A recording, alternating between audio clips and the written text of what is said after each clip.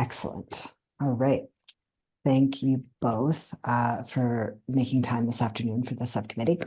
I'm going to read out a little statement that we have. Flip that tab.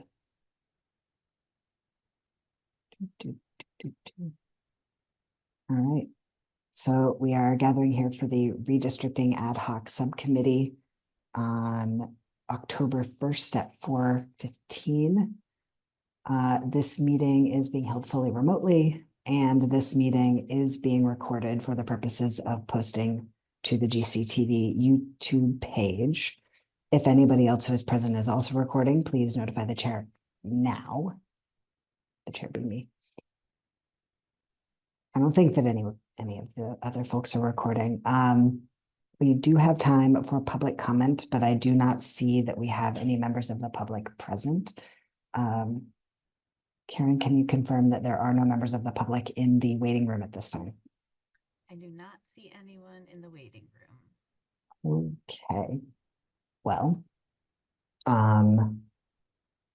with that, I think that we shall do a quick roll call of the folks who are here. I'm the chair of the subcommittee, Stacy Sexton. I'm here. Member Childs. I'm here as well. Great. And we're also joined by Superintendent Pat Node at this time. We do have a quorum and we shall call ourselves to order at 4:17 p.m. On this agenda, so unless or until public comes, we can just go ahead with that and dispense with that agenda item and move on to the main meat, which is a review of the redistricting next steps. Superintendent Pat Node, this was an item that you wanted to bring to our attention, so I will give the floor to you now. I just feel like a little refresher for everyone's mindsets is helpful. I know when you're in it, like I am on a daily basis, you don't think about other things like what are other people wondering? So I wanted to just do a quick timeline of where I think we're at in our next steps. And I do have, I just want to screen share if you don't mind, so that you can see what I had in mind. And a quick welcome to the Assistant Superintendent. Oh, great. Nice. Welcome. Okay. I presume you can see my screen. So I just wanted to remind folks that the premise of what was voted on with the school committee policy is 5th grade is going to remain at elementary. So that means our current 4th grade will stay in the schools in which they go to for one more year for 2025-26. They also wanted 8th grade to come back to our middle school so that our middle school is a traditional 6, 7, 8. But I wanted to just give folks some context because that means the current 4th grade will be the 5th graders in their same school. Our current 5th grade will be the 6th graders in their same school. The 7th grade will be the 8th graders that remain in the middle school. And then our current 8th graders will be the high school freshmen in the school in which they're at currently. So I think some folks were worried about additional open houses or if folks needed other opportunities to be in certain buildings. And unless there's great movement to new home schools per the catchment areas, we don't foresee too many people being very worried about the buildings in which their children will be in because most of them will remain the same. So I just thought that that was a good kind of foundational basis for where kids are at and where they will be come next September. And then I kind of just did a timeline. So it's just like the month of this year and then moving into kind of monthly things, not necessarily everything that a school committee has to vote on with the exception of the first item, but just really like a monthly timeline of when some things need to kind of flow in order for the movement to happen for redistricting. The first kind of waterfall effect happens at the high school. So our high school students for grades 8 through 11 have to pick their courses as 9 through 12th graders for the 2025-26 school year. and they have to do it much earlier this year than they normally do in order for us to have at least solid rough estimate numbers. I'm not going to say, exact, but at least so we know how many sections we need to run and then how many teachers we will need in order to support the needs of the high school students. But that all starts with the school committee vote of the high school program of studies. So Mr. Browning is working with guidance and teachers currently. And what they do is they review the current program of studies that is approved for this year. And then they add or eliminate things either that didn't run this year that had no interest or new courses that folks were interested in running. We have some changes with our innovation pathways, career planning on pathways that we want kids to be able to access. So there'll be some new electives. So what they do is they create the 2025-26 program of studies, and I will bring that to our November school committee meeting, and you will vote on approving that program of studies. Once the school committee votes to approve that, the high school can then go right into action and start having kids pick courses for the 2025 school year. So that we hope will have been completed before winter break, because once we have that all accomplished at that level, we will then know, for instance, if we need a split health teacher that has to teach an elective at the middle school, and do they have the time to also teach health classes at the high school and go from there.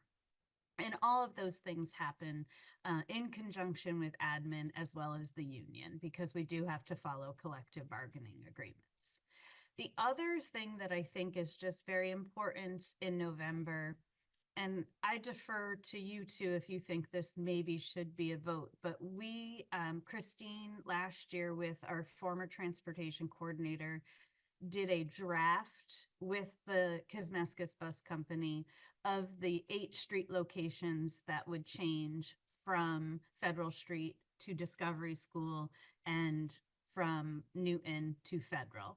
So there are 8 addresses that are highlighted in draft form on our website. I'd like that to become final form so that we can move forward with that with the bus company. And then we can get that out to families so they actually know if they are part of that. Do I need to commit to age out of my kid's current school? Or do I want my child to move to my new home school? And that's really information we need also before winter break, because that will determine sections at the K-5 level. So I couldn't find, I looked in all of our redistricting materials.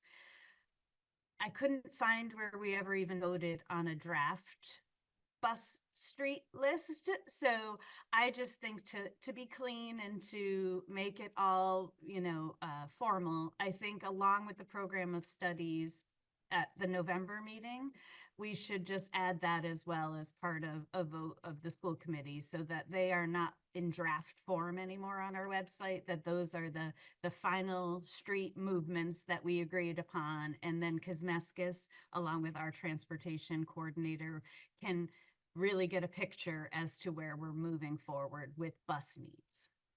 So those are kind of my November highlights. I also think an initial, once that is voted on and those streets are secure, what I've started working on is who does this really affect?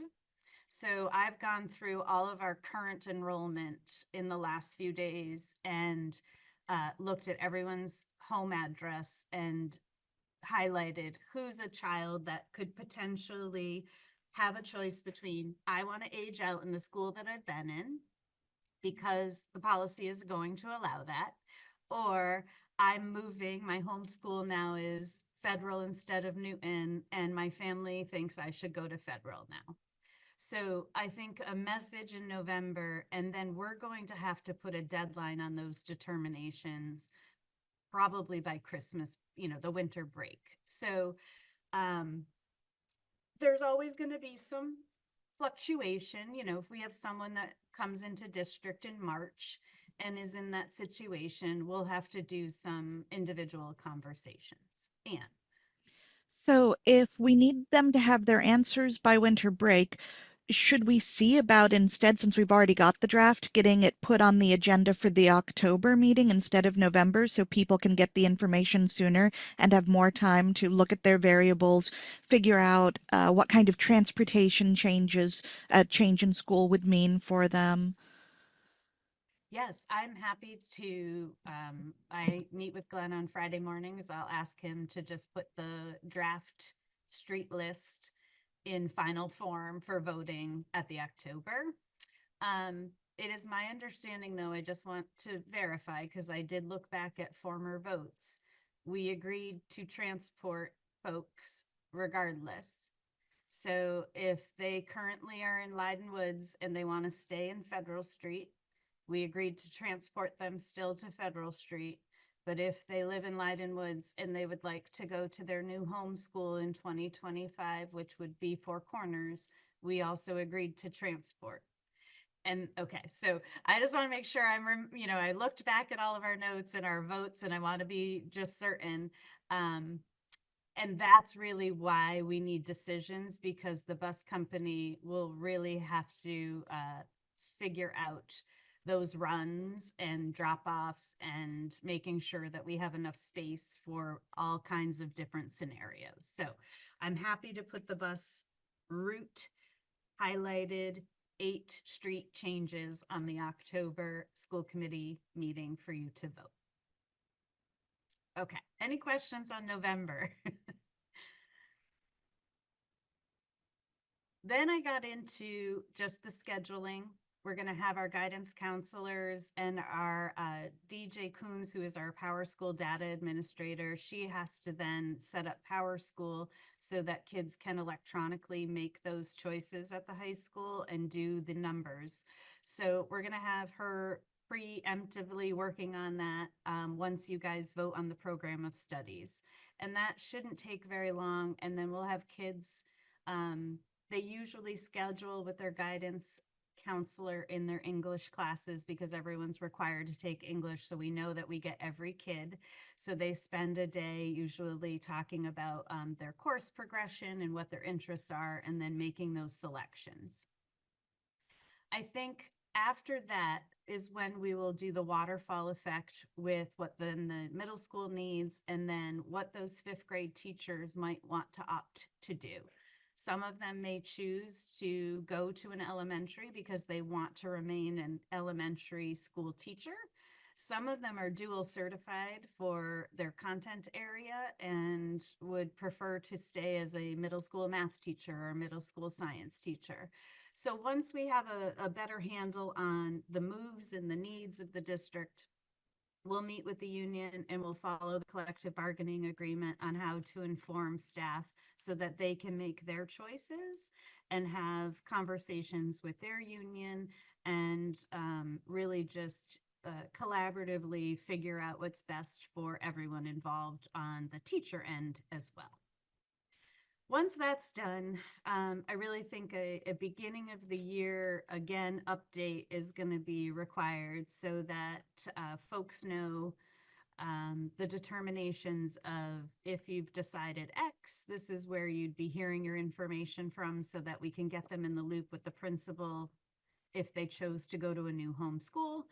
I just want to make sure everyone's connected with the right people as the information starts flowing.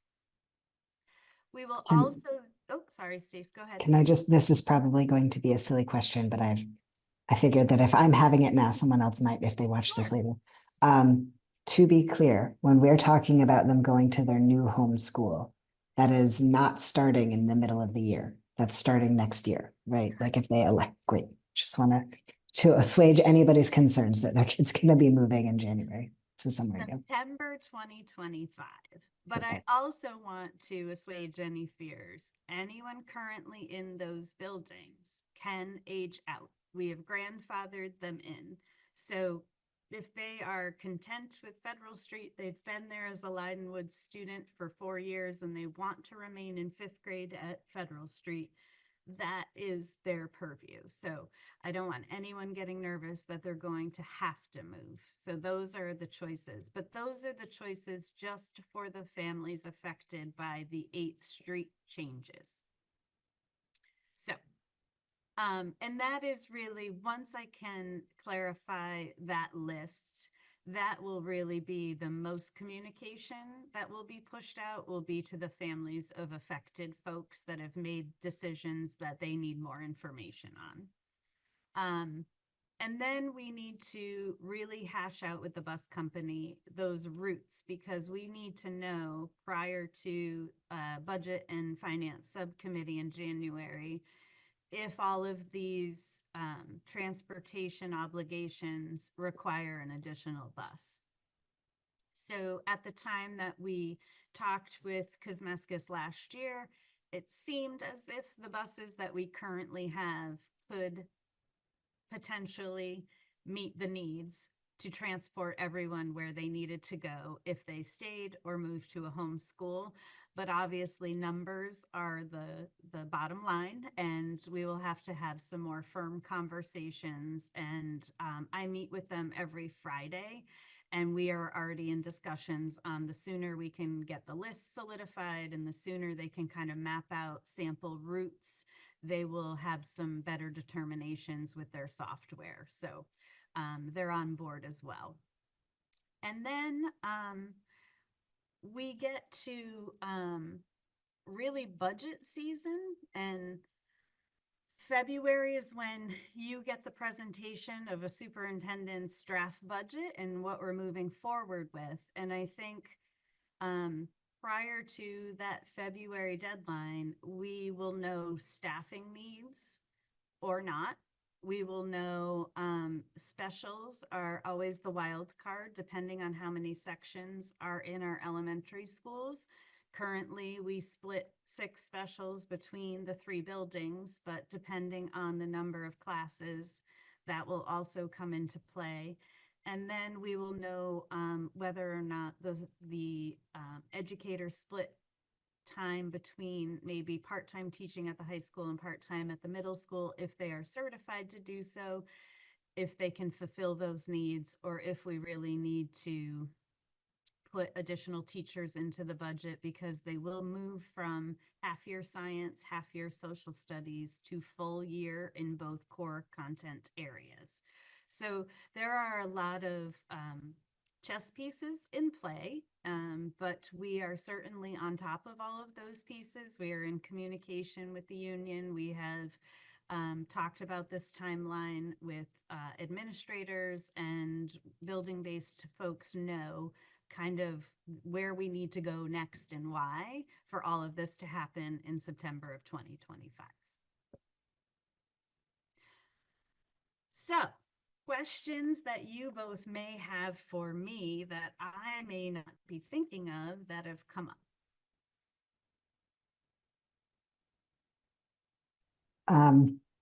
One question that just came up for me was, and I hope we know the answer, but we might not at this time.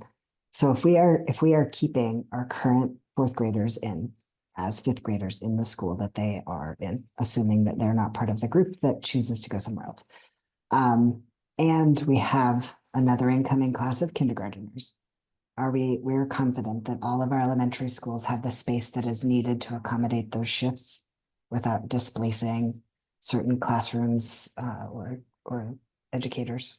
We're fairly sure about that. Well, this is the issue. Because there are the potential for quite a number of students to move from Federal to Discovery, if they so choose, is really the determining factor in whether or not there will be space. There are only a certain number of classrooms in our tiny buildings, as we know. We also know we discussed trying not to displace special ed programs that are currently housed in our elementaries and having to move them. But Discovery School's special ed program is the largest and takes up a lot of building space, and rightfully so. And we love our kiddos there. But that is a factor that may come into play in the future. But this is all reliant on non-knowledge as to whether or not folks are actually going to move from Federal Street or not. So that is really why before break, we need to have some firm commitments from families, because that will determine whether or not, you know, the potential for a fifth grade there, if those Federal Street fourth graders currently move, is in the 60s. You could not have two sections. So, you know, it's a numbers game, and it is always, Right. you know, an unknown right now, you know. So that is why I think the sooner we could get families to commit to what they hope for 2025 for those few areas that are shifting, I think the better off we will be in terms of knowing whether our space accommodations are going to be able to hold all of the students we hope they can. Yeah. I'm assuming the same is obviously true for our middle school. That's probably. Yeah, they are a little, you know, they're going from keeping the same numbers. So the space is there. So it's not as much of a shift. And that's really the luxury, that they're keeping the kiddos that they have. So they know they can fit those currently. And it'll just be a matter of, I think some schedule timing shifts are going to happen in order for the accommodation of maybe a split staff member between the two buildings. But we're looking at all angles so that we can accommodate student need as well as staff need. Great. Then I don't think it's quite the purview of this meeting, but I do look forward to eventually hearing what you all are thinking about for the space that will be previously housing eighth graders at the high school.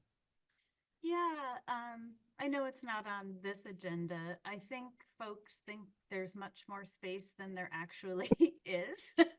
I think they think of some hallowed hall all of a sudden, but it's really 4 classrooms, which is not tremendous when you have electives that are in computer labs that maybe could actually be used in those classrooms instead of being assigned to a computer lab.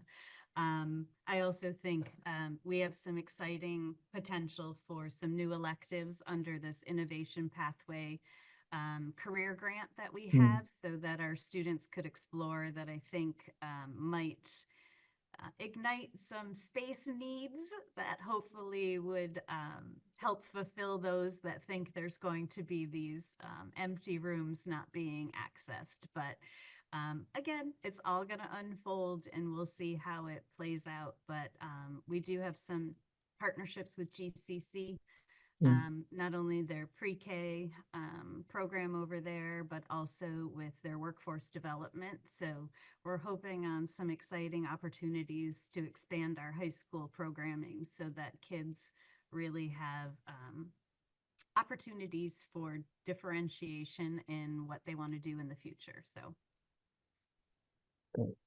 yeah. Anne. So in the event that ACES has to move from Four Corners, do we have other places already in mind for where the program could be moved to? Or is that something that we can't really get into until we have the numbers?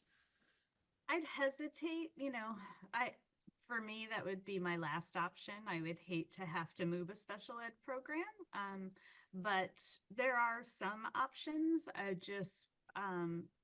I don't want folks to worry about something that we don't need to worry about yet. And then as we get closer with numbers, we could certainly discuss with Mr. Messing, who's our pupil service director, and families of that program too. I really like, you know, those conversations to happen at a deeper level if that really comes down to what we need to do. But I'm hoping we don't have to plan for that, but we obviously have it on the back burner as one of our thought process and, you know, just thinking ahead.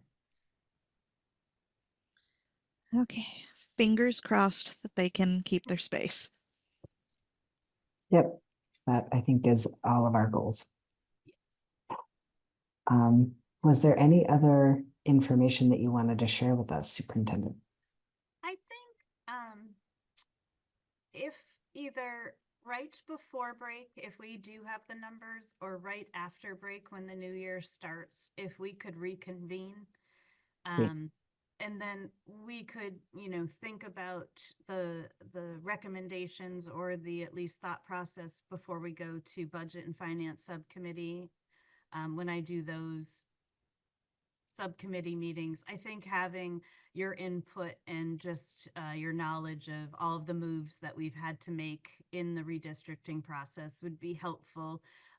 Just to touch base, to let you know where we're at, to let the, you know, Yeah. a public meeting happen so that folks know where we're at, even if they aren't in the family communications, and just kind of keep people abreast of where we're headed, and just some timely check-ins would be helpful for me. So, and then if anything came up after our scheduling or commitments in November and December, if I needed to, I certainly would reach out to see if you guys wanted to be open to another meeting as well.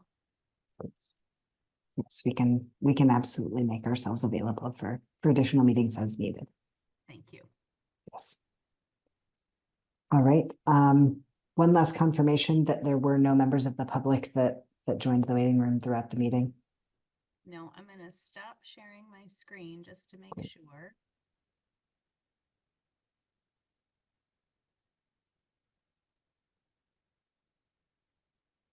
Maybe I'm not. Okay. Nope, I do not see any the I chat. can click the button for you. Okay. That's the power of the co-host. Excellent. Um, Do you think, just before you Mm. do close though, do you think adding that timeline to the meeting materials or minutes would be helpful for folks? I do think it would, yes, because then it would also necessarily be open to the public. So if any families would like a sense of when things are being discussed and where we're headed and when they can expect additional information, and most importantly, perhaps when they need to make a decision and tell you something. Yes, absolutely. Okay, I will make sure that that gets added as part of the documents. And Anne's you. getting attacked by her cat. I think it's This- out of love. This cat is the most affectionate cat I've ever had. Well, we love our surprise visitors to these kinds of meetings. I think it spices it up for anyone who decides to watch this recording later. Yes, Trixie has no public comment, just purrs.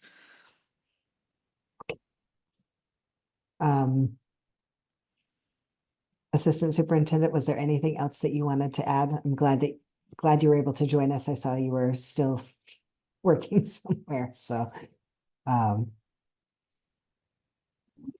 No, Yeah. sorry, I was having some video issues, but nothing to add there. I think the superintendent mentioned some of the innovation career pathway work, and excited to get that started. But I think that's more of a supplement, not necessarily as connected to this part of the process, but something obviously we're looking forward to moving forward. Wonderful. So thank you for having me. Absolutely. Thanks for joining. All right. Well, if there are no other substantive items, which I don't believe that there are, based on the agenda we had, I would like to move that we close. I will second that. Great. And then the two of us, we should probably take a vote. All in favor of Aye. aye. Great. With that, we are adjourned at 4:45 p.m. Thank you. Thank you very much. I'll see you at the next meeting. Thank you. Have a good night. Have a Bye. good day, everybody. too.